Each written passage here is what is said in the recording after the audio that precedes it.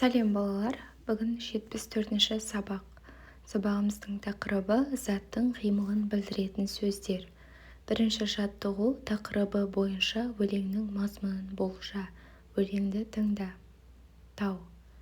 Ертіп атам тауға барды, таудан жатқан көрдім қарды. Таудың іші қалың орман, аң мен құсқа пана болған.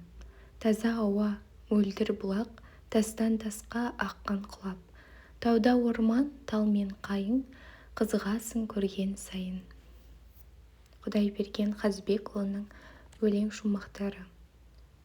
Төмендегі сұрақтарға жауап берейік. Тауға барып көрдің бе?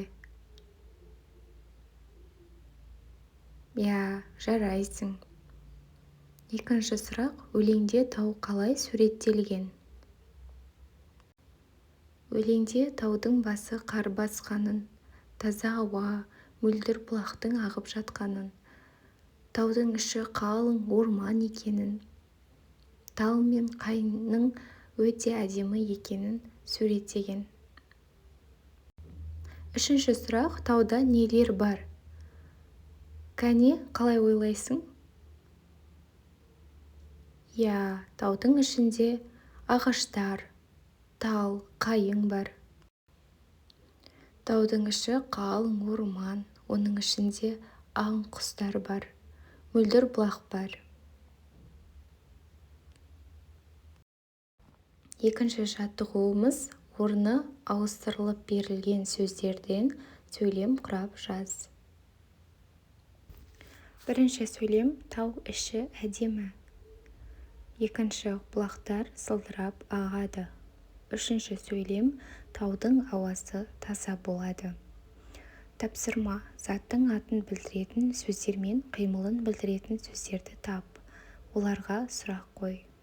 Бірінші сөйлемде заттың атын білдіретін сөз тау. Не? Тау. Екінші сөйлемде бұлақтар. Нелер? Бұлақтар. Сылдырап ағады. Не істейді? Ағады. Бұл заттың қимылын білдіретін сөздер. Үшінші сөйлемде таудың ауасы таза болады. Не істейді? Болады. Бұл да заттың қимылын білдіретін сөздер. Келесі үшінші жаттығу, суреттер мен сөздерді сәйкестендіріп айт. Бірінші суретте бұлбұл сайрайды. Қасқыр ұлиды. Арыстан ақырады, бүркіт шаңқылдайды. Балалар, сабағымыз аяқталды, сау болыңыздар. Келесі сабақты көру үшін менің каналыма тіркеліп кетіңіздер.